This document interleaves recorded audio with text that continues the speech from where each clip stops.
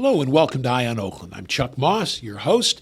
We have a great guest today. We have David Hohendorf, who is the publisher of Downtown News Magazine, which is really, you're the last man standing. You're the only one who covers this stuff anymore. Freep and the news and the Oakland Press don't do anything, so you are the actual newspaper of record, Birmingham, Bloomfield, and the whole area.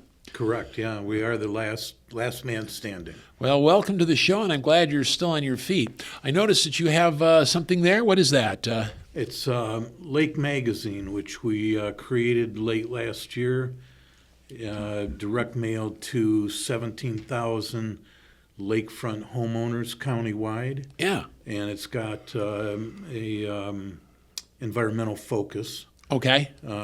Just because having lived on lakes for 30 or 40 years, I can appreciate the lake as an environmental thing and also the impact it has on the value of your home. Well, we know about that. Yeah. Yeah, we have a lake place up north. It's between two lakes. We've got South Bar in the back, and we got the big lake off to the west. And the lake levels going up and down make a very big difference. Oh, yeah. Yes. Yeah. Don't get me started. But yeah, so welcome. Now I'm going to just ask you real quick. I can say what's going on in Birmingham, Bloomfield Hills Township, all the killer bees. What's going on? Oh, quite a bit. Quite Yes. a bit, at least in Birmingham. My hometown and yours as well. Yep. They've got an election coming up Uh-huh.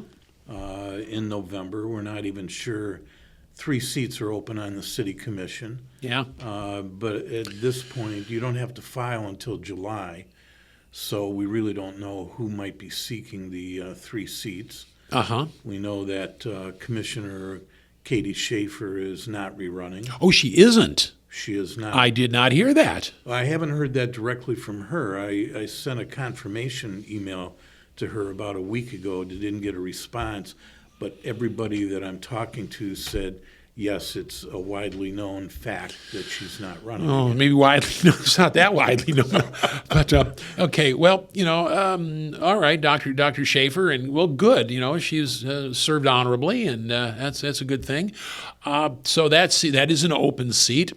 And was it Jason Emerine? Yep. Says that? Yeah, is he going to run for re-election, do you think? Election to the seat to which he was appointed. Right. I would assume so. I haven't asked him because the filing deadline right now, being April, is so far away. If it was me, I'd have filed in January. Well, and then you've got Andrew Haig is up for election, and I assume he's rerunning. Right. So that's it. You may have a bond issue on the November ballot for the community senior center that's still being debated. Oh, really? They're not okay. Well, that's definitely. Let's jump into the YMCA next. Senior center, very big issue in Birmingham. They're. Where do we start on that? Well, quick history. I mean, 2 years ago, as Tom Marcus was leaving as city manager, he recommended the purchase of the YMCA building because the YMCA was going to leave and be part of a larger new facility in Royal Oak. Yes. Then, so they made a purchase, $2 million. $500,000 of that came from the senior citizen organization Next. And then the Metro YMCA announced that they weren't proceeding ahead with the Royal Oak facility. So the Y expressed an interest in staying in the building here. My understanding is that the deal in Royal Oak fell apart. Yes. All right. Yes. So they've hired architects, various, tradespeople, have drawn up an initial building. There's some debate here in the last couple of weeks of what is going to happen with cost.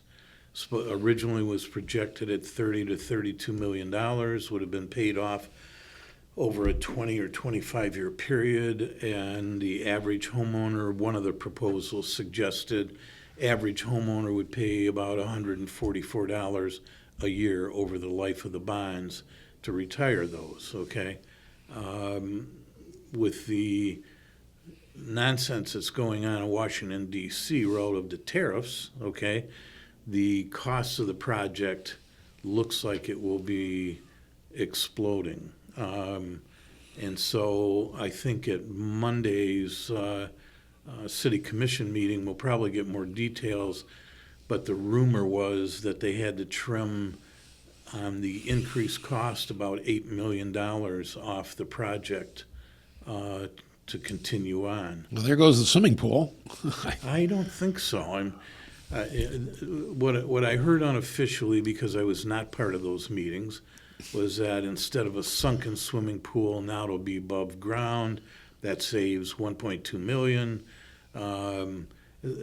Some tricks in the construction. They might be able to eliminate $3 to $4 million of the supposed increase. Just full disclosure, I taught swimming at the Birmingham Y for 22 years. And that pool, as long as it's maintained, could go on in perpetuity. I don't think the pool is in good shape, though. So as part of the building, they're going to have to replace that. Yeah. And so the whole proposal took on a different, image. It's no longer a home for the next senior organization. Now it'll house the YMCA with a pool, and part of the use of the building will be dedicated as a community center. So how much is the Y contributing to the construction and then the maintenance of this community center? They're contributing nothing to the construction of the center. Nice. Yeah, that's nice, isn't it? Give me $2 million and let me stay in the new building. I need someone like to negotiate that for me. Talk about the art of the deal. Yeah. Yeah, that's become an issue.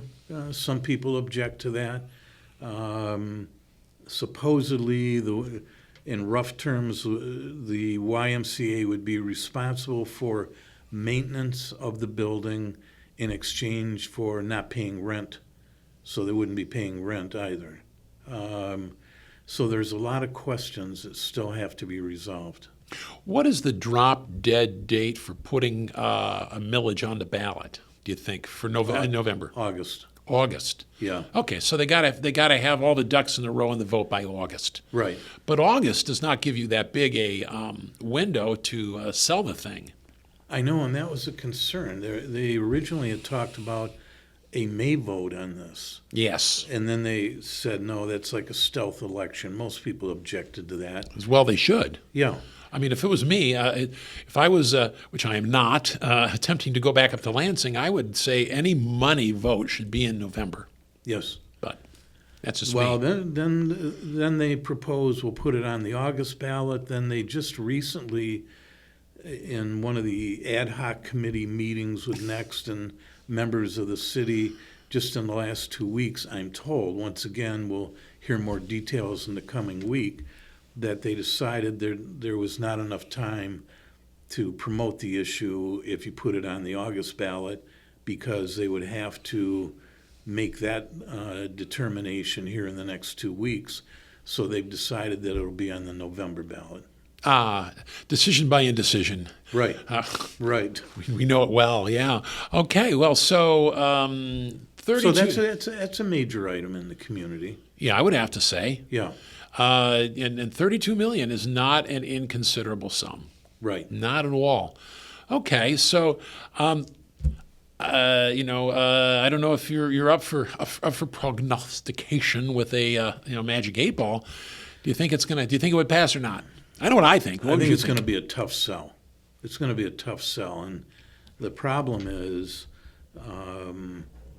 my personal feeling is that the city commission got pressured to have the YMCA remain there by a lobby of citizens whose kids are on the YMCA swim team, and so they flooded the city commission with letters saying we have to have a pool, and the city commission, in my opinion, caved on the issue.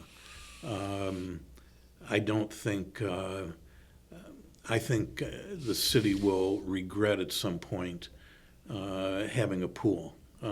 Just my gut reaction to it. Yeah, well, I know about city-owned pools. I'm from Midland, and city-owned two pools. I worked at one for years. Actually, my dad was chairman of the Parks Commission for a while, so we know how that can work. Right. But it has not been done by the city of Birmingham. And I'm trying to think. I don't know a lot of cities that maintain pools in the area. Well, Bloomfield has a senior center. That's true, but it's a senior center. It's not. It's a dedicated senior center. True. And that's it's kind of a little bit different animal than just having to say, can we schedule in the Birmingham Blue Dolphins and then general lap swim? But then when do the seniors come in to have senior time? I think it's going to be a scheduling nightmare in terms of shared facilities like that. Well, being both a lap swimmer and senior, we don't need to go into that. I qualify on both ends. But if I'm swimming laps, I don't want to have the senior soak brigade, which it's very good, but that's a different matter. Also, I like warm water, but not that warm. Right. For the lap swimming. So anyway, yeah, it's going to be like a two-headed or multi-headed beast. I agree it's going to be a very, very tough sell. I'm glad I'm not trying to sell it. Yeah. So Birmingham, this is. It's kind of like they're trying to cover too many bases. Do you think it would end up like the library where they have a grandiose plan that goes down in flames and finally, God bless Doug Koshik, who kind of brings things back together and they pass something realistic? Well, they did a good job there after the ballot proposal on the library failed. They did. The city negotiated with the library to raise the library millage for a 3-year period. I believe it was 3 years. And they took that grandiose plan they had and broke that down into 4 or 5, projects. And they've done a wonderful job now that it was completed in the last year. And I think the library did right after the failure. I think we all learned a lesson on that.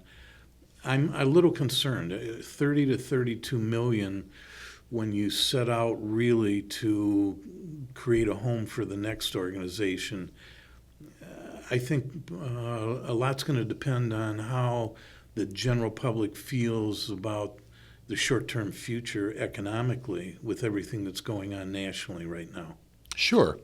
Well, you'll say that the camel is a horse designed by committee, but it's a camel with like 2 heads.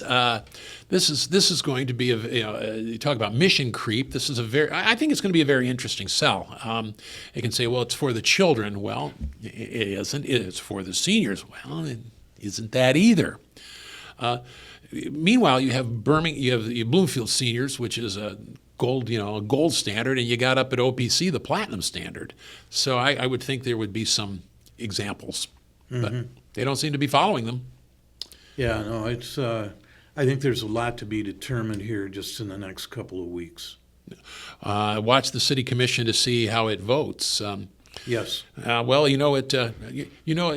in Lansing, there's the MIRS news service, and they have quote of the day and quote of the year. I made quote of the year once. Believe it or not, I did. And it was, there go the people. I better follow them because, after all, I'm their leader, which kind of maybe sums up some of this stuff. Well, we're going to have to follow our schedule here and take a break. We're talking with Dave Hohendorf, who is the publisher of Downtown News Magazine and the guy who knows what's going on and is going to tell you about it, hopefully, in our next segment. Don't go away. We'll be right back here on Eye on Oakland.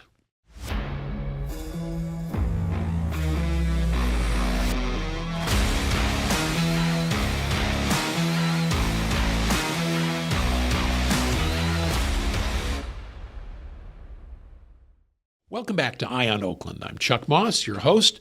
Great guest, David Hohendorf, the publisher of Downtown News Magazine and Lake Magazine, too, Oakland County. Yes. And really, like I said, by process of elimination and attrition, you're the last person that actually covers us anymore. I remember in Oakland County, my first go-round, we would quiver in fear about the Oakland Press and Charlie Crum and the editors and all that. They watched us like hawks. In fact, I had one where they were subpoenaing our travel records, and I said, I don't have anything. You can ask it. You don't have to subpoena it. Excuse me, FOIA it. You don't need to FOIA it. I'll give it to you. And I said, nah, we want to FOIA it. It sounds better. Oh, geez. Yeah, thanks a lot. But anyway, so we were talking about the YMCA next, that issue. What's going on with the community house? I think the community house is rebounding after several years of a previous director kind of losing a sense of what their mission was. And I think the community house on a pro bono basis allowed Camille Jane to come back, previous director, who has started to right the ship there. I understand they're close to hiring someone to replace the former director of the community house. So I've got my fingers crossed because, as you well know, it's an iconic institution. Used to be run very well. They lost their direction here for a few years, but I think they're going to quickly reposition themselves back in the community as an important institution. Well, I hope so. I mean, to lose the community house would be a disaster for Birmingham, certainly downtown Birmingham. If nothing else, the site, the institution, and I'll say it. Who wants to say the previous director kicked the community out of the community house? I belong to 3 community organizations, and at least 2 of them were significant fundraisers for the community house that basically were essentially shown the door. And then they kept saying, oh, come back, but we can't accommodate you, so finally and we're very happy where we are now. So it's going to be a tough sell to get them all back. And certainly some of those mainstays like, Rotary and the senior men's and all that. So it might darn near impossible. So I think that the previous director's vision was for it to be Roma Hall and just be a place where you have weddings and first communions and all that stuff, which is great. Okay, but that was not the community house. So hopefully they can regain the trust of the community. My question is, what about the board? Is it going to be the same board, and they're going to say, well, hey, come on back? I haven't heard that there's change afoot on the board of directors situation. Yeah. The board has to bear some responsibility for the mission loss. Yeah, I would think so. But I haven't heard of turnover for the board. Well, if this were Japan, you'd have the director and a couple of them definitely resigning, but this is not Japan. Well, so, what is the key to bringing back the community house if, as we say, some of these organizations just aren't going to come back? How do they regain what they had for 100 years and lost in 4, or 5? I think with Camille Jane there, the last few months, kind of reestablishing the community house as not only a place to congregate and hold events, but also worry about other nonprofits and a segment of the broader population that needs assistance, be it in training on issues, be it on, they just recently, I noticed, held a gift bag or gift basket event, which went to needy families. I think they're going to rapidly reestablish that particular part of their service in the community. And it may take a while to bring some of the groups back, but I think they'll be able to do that with some of the groups. So it becomes kind of a center for philanthropic activities. Which it always was. Which it always was. It was. Yes. Yeah.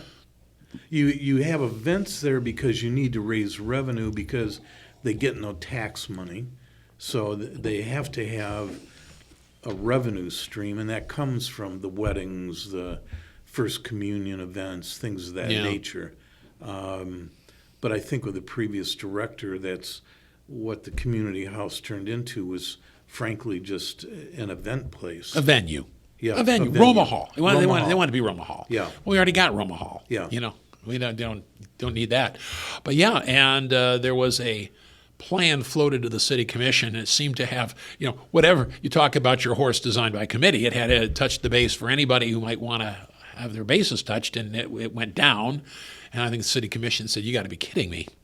But I really wish them well, because it would be a disaster, absolute disaster, to lose the community house, I think. It would. It would. But that's another good example. They had that plan to expand, add floors to the building, without consulting, frankly, with the neighboring residents or the library. And they spent basically the fund balance that they had for the community house got spent on a pipe dream that just went down in flames. Well, they forgot or chose to ignore that they are embedded in a neighborhood. Taking back the beginning of when I ran for city commission back in '97, and Roper was going to put an extremely grandiose expansion onto its campus on Adams, or down South Poppleton, which I was extremely opposed to. And in the end, of course, it all kind of went down, and they sold the park part of it to the city, which has worked out very nicely. I am personally interested in it because I live 3 houses away from Adams, and we take our little grandson there all the time. So it worked out perfectly. Sure. But, forget you're embedded in a neighborhood. It's not like you're on, at Telegraph north of Square Lake. But yeah, there you go. I do hope that they can keep it going. The city doesn't own it. See, with the library, the city had city government had an interest and a kind of a leash onto it too. But the community house is its own thing. Well, that's interesting. You mentioned the library, because the city does own the physical structure in which the library is located. Okay. But there is a debate going as to who truly sets the tax rate for the library. And the library, frankly, at this evening's meeting, is going to possibly authorize their attorney to try and educate the city as to the library was formed under a state law that gives it autonomy. And it says, and even the city charter says, by April 1 of each year, the library must present to the city commission a plan for how much revenue they need the following year, and it will be the responsibility of the city to collect that revenue. It says nothing about the city setting the tax rate. And so there's probably the latest battle in the city that's going to take place. Well, it's unfortunate that Tom Marcus isn't here anymore, because I would have loved to be a fly on the wall when the library attempts to educate Tom Marcus. I would just love to see that. That's interesting. I will say that whatever the balance of power that has emerged between the library and the city has gone to the benefit of both. They both have to make sure. So I'm kind of happy with the way it is now. But then, what do I care? I'm not on the board of either one. Here's a philosophical question, though.